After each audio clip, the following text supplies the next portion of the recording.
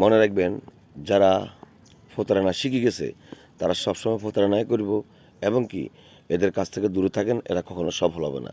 ঠিক আছে?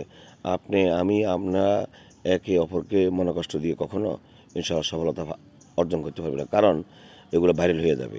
আপনি আপনার সাথে আমি আজকে করলাম, কালকে করলাম, এরকম কয়েকদিন গড় করবেন, করার পরে আপনি নিজে এদের বিরুদ্ধে লাইভ করবেন। ঠিক আছে না? তো সবাইকে অনুরোধ করি, আমরা সবাই মিলেমিশে একসাথে থাকি, ইনশাল্লাহ একে অপরকে ভালোবাসা দিয়ে যাব।